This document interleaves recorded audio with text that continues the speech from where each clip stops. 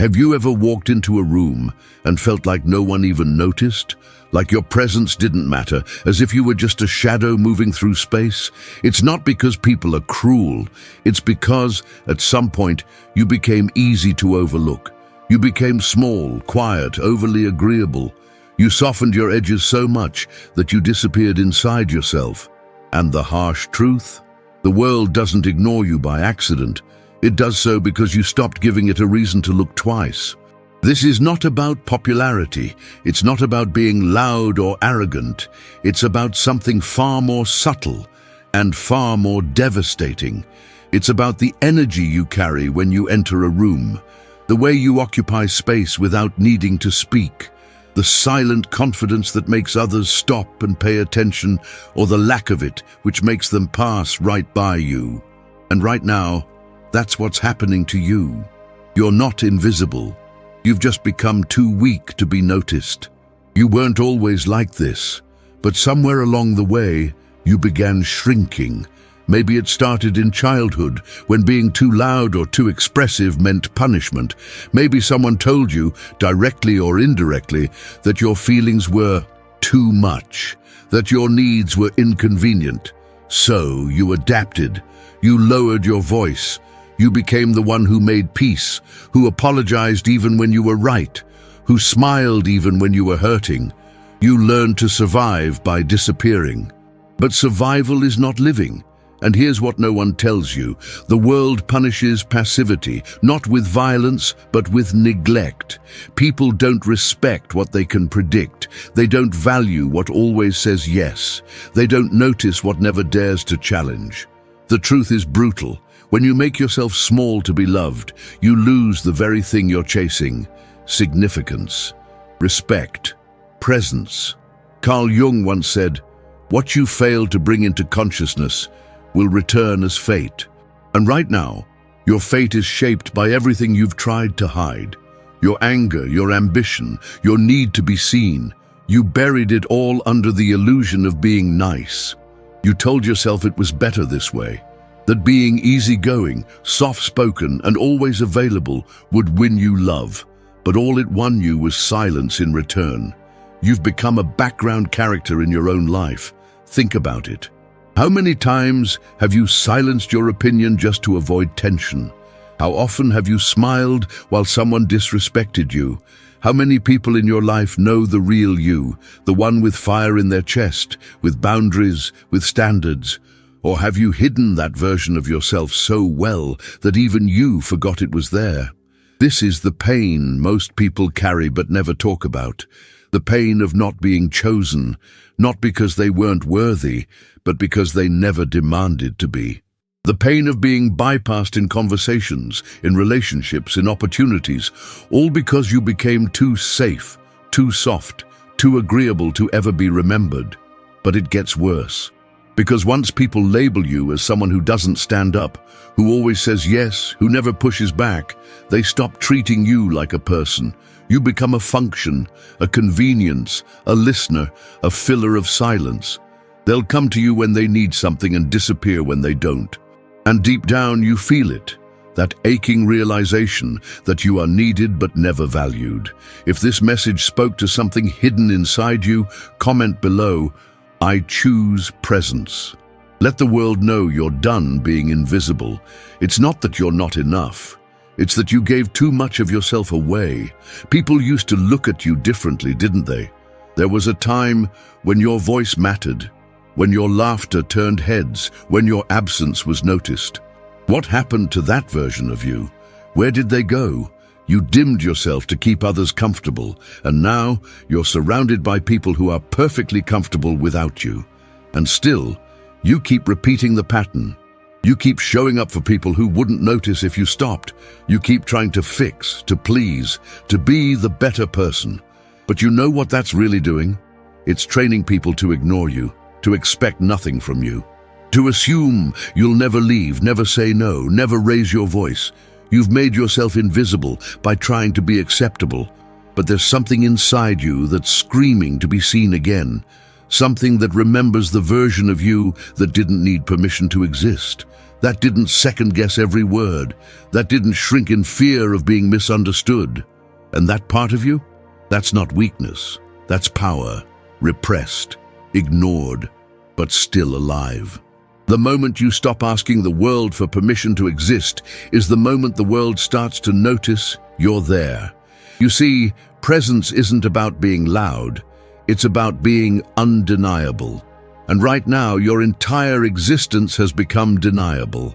People walk over your boundaries, take your kindness for weakness, and overlook your value because you trained them to.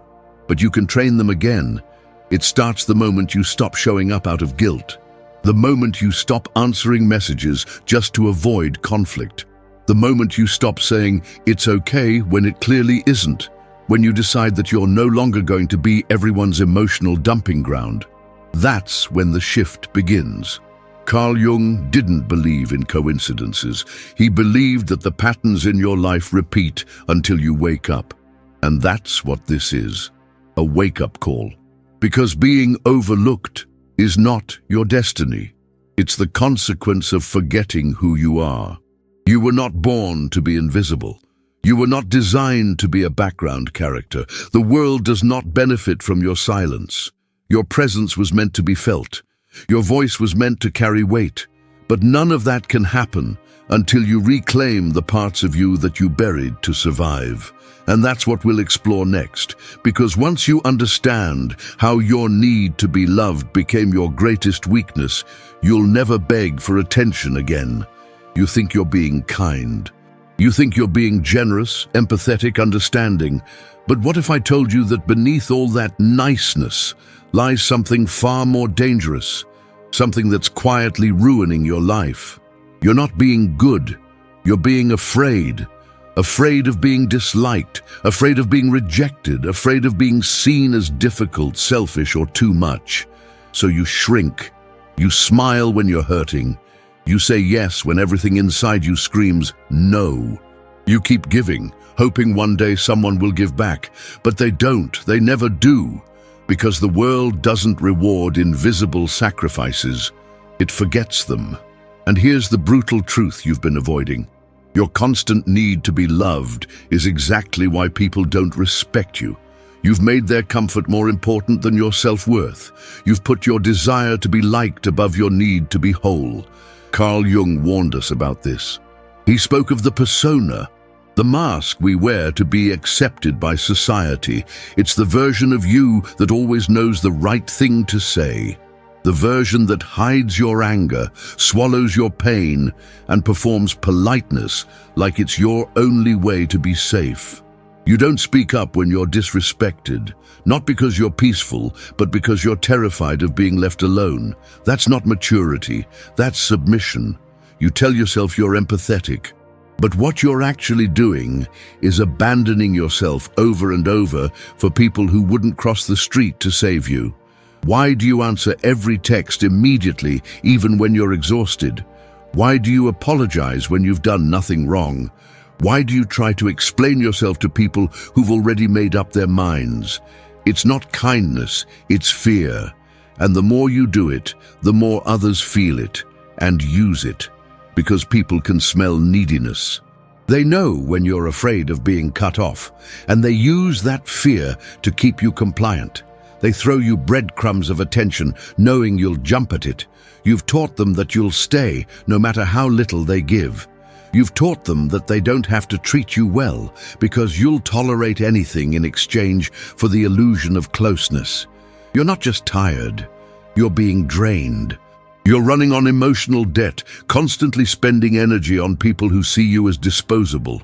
And yet you call that love. You call it loyalty. But Carl Jung would call it unconscious conditioning, a survival pattern rooted in the fear of rejection, one that now controls your every move. Think about this. When was the last time you said no without guilt? When was the last time you made a decision that served only you, not your partner, not your friends, not your co-workers, just you?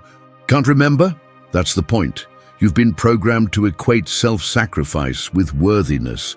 Somewhere in your past, you were taught that love must be earned through suffering, that being nice makes you good, and being good will protect you from abandonment. But look around. Has that protection ever come? No, because it doesn't exist. You've spent years being everything to everyone, except to yourself.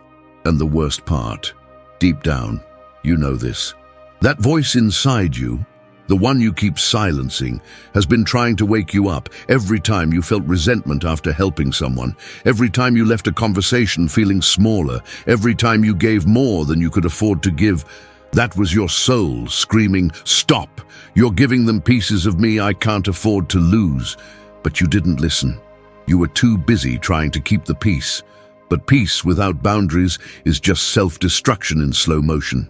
Carl Jung once said, "Until you make the unconscious conscious, it will direct your life and you will call it fate." You think it's fate that people treat you like this, that you always attract users, manipulators, emotionally unavailable partners. But it's not fate, it's your programming, and until you confront it, you will continue to live in a cycle of invisible suffering. There's a dangerous illusion you're living in. The belief that being the good one will eventually make people love you enough to see your worth. But no one will ever see what you keep buried. No one will honor what you don't protect. You are waiting to be chosen, to be seen, to be appreciated. But that day will never come until you start choosing yourself. And yes, that means disappointing people. That's what you're truly afraid of, isn't it? The discomfort of not being liked, the fear of being called selfish, the anxiety that if you stop bending, everyone will walk away. And maybe some will. Maybe the ones who stayed for the convenience will leave when you stop playing the role. But that's exactly what needs to happen. Because you deserve real connection. You deserve to be seen as you are, not as a version of yourself you've watered down for acceptance. And that only happens when you draw a line. When you say, no more. When you decide that your peace matters more than their approval. Let them be uncomfortable. Let them call you cold, distant, difficult. That discomfort is not a sign you're doing something wrong. It's a sign that the system you were trapped in is finally breaking. You are not here to be agreeable. You are not here to be convenient. You are not here to live a quiet life of emotional starvation just to make others feel full. You are here to be whole. And being whole will always offend those who benefited from your brokenness. So now the question becomes, are you ready to be misunderstood? Because that's the price of freedom. That's the cost of no longer living on your knees. You will lose people. You will make them uncomfortable. But in their absence, something powerful will grow, your voice. And that voice is what we'll uncover in the next part. Because once you understand how your emotional patterns were never really yours to begin with, you'll see exactly why you've been afraid to stand up and why it's time to take your power back. People can smell weakness. Not the kind of weakness that comes from falling down or making mistakes. That's human. I'm talking about the deeper, invisible kind. The kind you carry in your body without realizing. The kind that seeps into your tone when you speak, into your eyes when someone disrespects you and you smile anyway.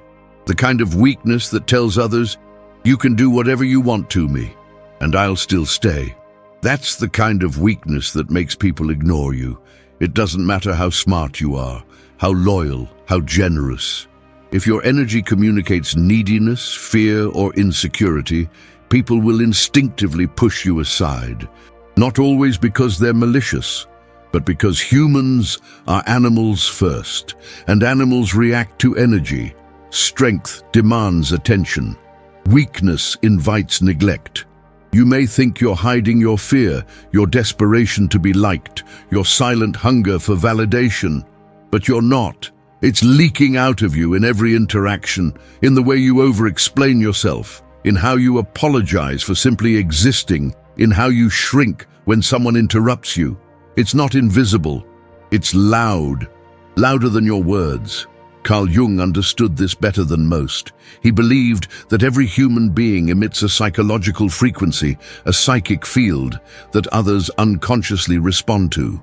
And right now, your field is saturated with fear. Fear of conflict, fear of rejection, fear of being seen for who you really are. So instead, you perform safety. You become agreeable, accommodating, pleasant, and the cost? You become forgettable. You see, people don't treat you based on who you are. They treat you based on who you show them you believe you are. And if you believe, deep down, that you're not worthy of taking up space, they'll mirror that belief back to you. That's why you keep attracting disrespect. That's why people ignore your boundaries, speak over you, choose others over you, and never look back. Not because you're unlovable, but because you've trained them to see you as replaceable. Let that sink in. You've taught people how to treat you by how you've treated yourself in silence. Every time you said yes when you meant no, every time you laughed off an insult, every time you made yourself the emotional sponge for someone else's mess. You reinforced the idea that your comfort doesn't matter, that your time isn't valuable, that your voice doesn't carry weight. You've become safe, not in a good way, but in the worst way possible. People don't fear losing you. They don't think twice before crossing your lines. They don't ask how you feel, because deep down, they know you won't say. You'll keep giving, keep accepting, keep showing up, no matter how little they give in return. And the cruel truth, the more predictable you are, the more invisible you become. The world doesn't respect what's easy to get. Think about how you behave with people you deeply admire. You pause before you speak. You listen more carefully. You consider their time, their opinion, their boundaries. You do this because, whether you realize it or not, they've made you work for their presence. They've made it clear that their energy is not free, that it must be earned. And you respect that. Now think about how people behave with you, how easy it is for them to interrupt, cancel, take advantage, or disappear without explanation. Why? Because you've made yourself free, emotionally, psychologically, energetically. You've made yourself cheap, and when something is cheap, people don't think twice before using it or discarding it. It's a hard truth, but you need to hear it. Weakness has a scent, and it attracts users, manipulators, emotional opportunists, people who can spot your need for approval from a mile away and know exactly how to feed it, just enough to keep you hooked. They give you just enough praise to make you stay, just enough attention to keep you waiting, just enough kindness to confuse your instincts, and you keep holding on, hoping it'll get better, but it won't. Because they're not responding to your words, they're responding to your energy. And your energy is saying, use me, I won't leave. Write in the comments, no more explaining. If you're ready to stop justifying your existence and start honoring your silence, you want to be respected, you want to be valued, then you need to become someone others are afraid to lose. That doesn't happen by being louder, or colder, or more aggressive. It happens when your presence becomes heavy, when people can feel your standards without you having to speak them, when they know, without a doubt, that crossing your line means losing access to you. That's what real strength is. That's what real presence is. Carl Jung once said, "A man who is not in control of himself is controlled by the world." And right now, the world is running you. Your relationships are built on your silence. Your career is shaped by your hesitation. Your peace is compromised by your inability to say no. And worst of all, your identity is being defined by other people's expectations. But it doesn't have to stay that way. You can change the frequency you emit. You can learn to walk into a room and be felt. Not because you're loud, but because your energy speaks for you. You can stop giving your time, your body, your mind to people who don't treat it as sacred, but it starts with one decision: to stop being afraid of being alone, because that's the root of all this, isn't it? You're terrified that if you stop pleasing, if you stop giving, if you stop being the easy one, you'll end up alone, that no one will stay, that people will walk away. and maybe they will. But those who walk away when you set boundaries were never with you to begin with. They were with your compliance, your silence, your availability, and losing them isn't a loss, it's a detox. You want to stop being ignored? Then stop acting like you're okay being forgotten. Withdraw your energy from people who drain you. Stop explaining yourself to those who don't listen. Cut off access to anyone who only values you when it's convenient. Don't announce it. Don't justify it. Just become scarce. Because power doesn't beg. Presence doesn't chase. And that leads us to the next truth, a darker one you've probably felt in your bones, but never dared to say out loud. You didn't just become weak by accident. You were conditioned to be this way. In the next part, we'll uncover where that conditioning came from, and how the very thing you call empathy may actually be the mask of your deepest self-abandonment. You didn't choose to become weak. You were trained to be silent when you should have spoken. Trained to smile when you were breaking inside. Trained to tolerate what made you feel small, just to keep the peace. And worst of all, you were taught to call this empathy. From an early age, you were conditioned to believe that goodness means self-sacrifice, that love means giving without limits, that being a good person means never saying no, never making anyone uncomfortable, never putting your needs first. But here's the truth. What you call empathy is often just self-abandonment with a prettier name. Think back. Can you remember the first time you felt like you had to earn love? Maybe it was when your parent only gave you affection when you were obedient. Maybe it was when you were punished for expressing anger or shamed for having boundaries. Over time, your nervous system learned a dangerous equation. If I disappear, I will be accepted. So you vanished, slowly, quietly.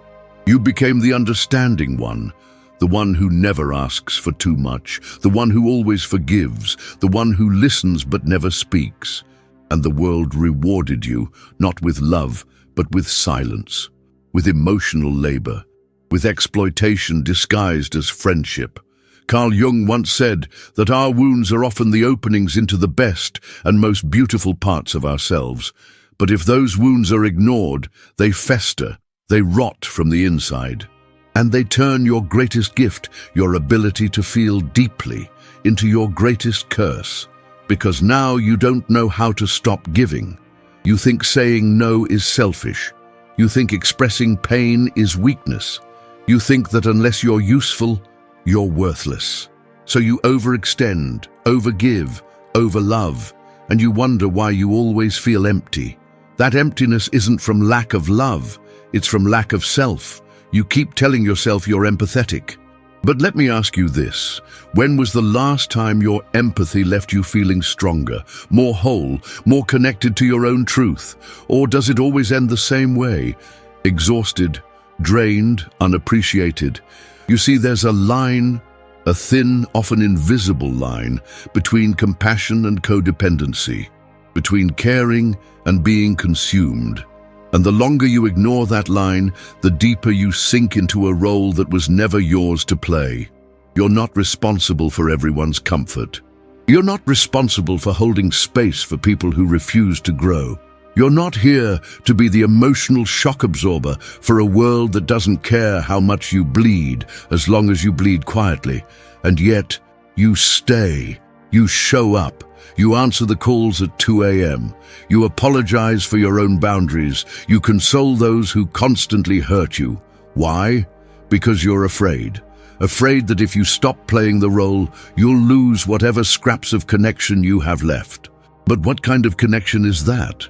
One where you're only valued for your silence, for your compliance, for your emotional availability. That's not love. That's performance. Carl Jung wrote that until you make the unconscious conscious, it will rule your life and you will call it fate. And right now, your life is ruled by an old, unconscious lie, that your worth is based on how much you give, that to be loved, you must be needed, that to matter, you must suffer, and you've suffered enough. There is a deep hidden part of you, The part that's been suppressed for years, that knows this truth. It knows you weren't born to be a supporting role in your own story. It knows that your silence isn't peace. It's a scream no one hears. And that voice inside you, it's not your enemy. It's your invitation to wake up. Because self-abandonment doesn't look dramatic. It looks quiet. It looks like staying in rooms where you're not seen, like nodding while someone disrespects you, like smiling while your soul begs you to leave. You've gotten so good at pretending, you've convinced even yourself. But let me ask you something. Who are you when you're not being useful? Who are you when no one needs you? When you're not fixing, helping, healing, giving? Do you even know? If that question makes you uncomfortable, good. That's where the healing begins, because you can't reclaim your power until you stop leaking it into people who never deserved it. You can't rebuild your voice until you stop handing it away in exchange for crumbs of affection. You can't feel whole until you stop cutting yourself into pieces to keep others full. This is the moment to look at yourself, really look, and ask, whose story am I living? Whose pain am I carrying? Whose love am I still trying to earn? And then let it go. Not in anger, not in bitterness, but in awareness, in clarity, in quiet rebellion. The world doesn't need another martyr. It needs you, whole, grounded, powerful. And that version of you can't exist while you're still trying to prove your worth through sacrifice. You were never meant to be the one who always bends, who always says, "It's fine," who always holds the broken pieces for everyone else. It's time to put the pieces back into yourself. Comment, "I'm not shrinking anymore." If this was the wake-up call you've been needing, let's see how many are finally choosing themselves. Because the moment you stop betraying yourself in the name of empathy, something extraordinary happens. Your presence returns, your strength rebuilds, and people start treating you differently. Not because they've changed, but because you did. But here's the part no one tells you. When you start honoring yourself, people will leave. People who thrived on your silence, who fed on your guilt, who relied on your need to be needed, they will disappear. And it will hurt. You'll feel guilty. You'll question your growth. You'll wonder if you're becoming cold or selfish. You're not. You're becoming free.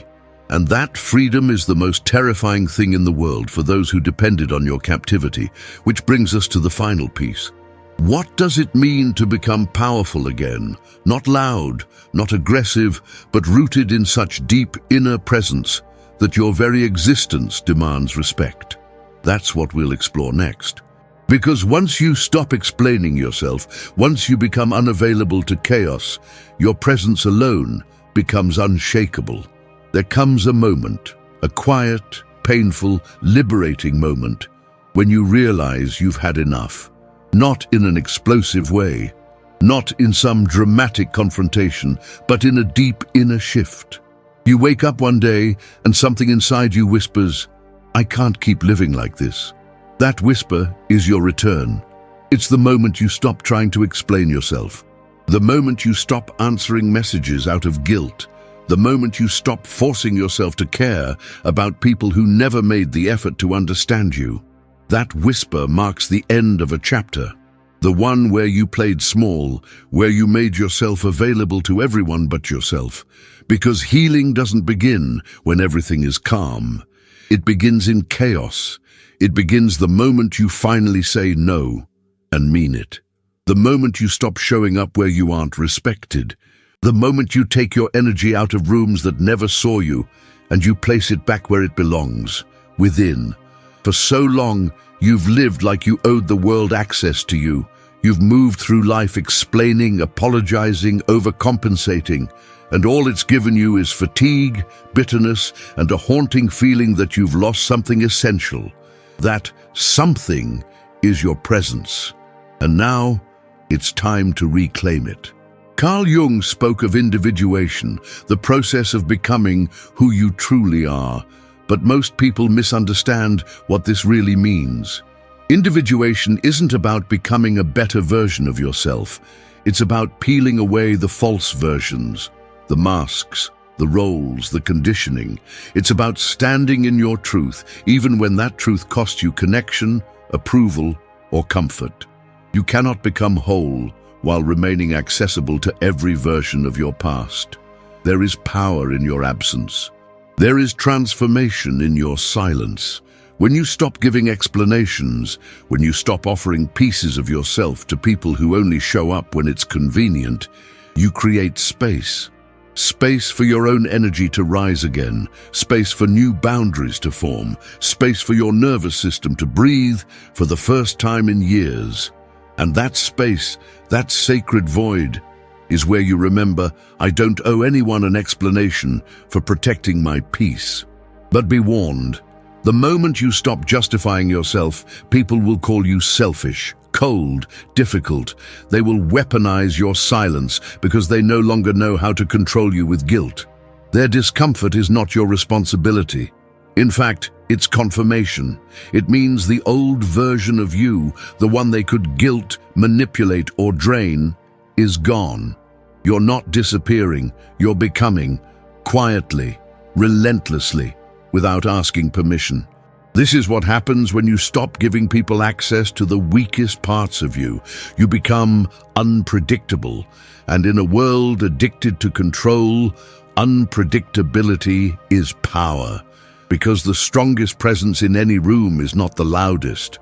It's the one that doesn't need to explain, the one that doesn't flinch when misunderstood, the one who can walk away without leaving pieces of themselves behind. You've lived too long trying to convince people of your value. But here's the truth. Value doesn't beg. Value doesn't plead. Value doesn't chase. Value exists. And the moment you decide to become emotionally unavailable to anyone who hasn't earned the right to see your depth, your entire life begins to shift. You become quieter, but more respected. You become less involved, but more powerful. You become less accessible, but more magnetic. People start to notice your absence. They start wondering what changed. But the truth is, you changed. Not because you wanted revenge, not because you wanted to prove anything, but because you finally remembered who you were before the world convinced you to forget. Carl Jung said, "The privilege of a lifetime is to become who you truly are." And now, you're living that privilege. Not in a scream, but in a steady, grounded decision to stop betraying yourself for love that doesn't feel like love. Let the world adjust to your silence. Let them talk. Let them misunderstand. You owe no one a version of yourself that exists solely to make others comfortable. You've tried that. You almost lost yourself in the process. So from now on, speak only when it's necessary. Give only when it's real. Show up only when your presence is respected. And if that means fewer people, more solitude, more silence, then so be it. Because silence isn't emptiness, it's sovereignty. It's the sound of a soul returning to its rightful place. So if you've made it this far, through the pain, the confrontation, the awakening, thank you. Thank you for choosing yourself. Perhaps for the first time in years. Thank you for daring to listen to the voice you buried. Thank you for beginning the hardest and most sacred work a human can do, the work of becoming whole. Now tell me in the comments, are you ready to stop explaining yourself? Are you ready to stop chasing, proving, and performing? If this message spoke to you, write, "I choose presence." Let's see how many are ready to begin again. And remember, this journey doesn't end here. The next video will take you even deeper into the quiet strength of those who no longer need to shout. Watch it now, not for me, but for the version of you that's finally waking up.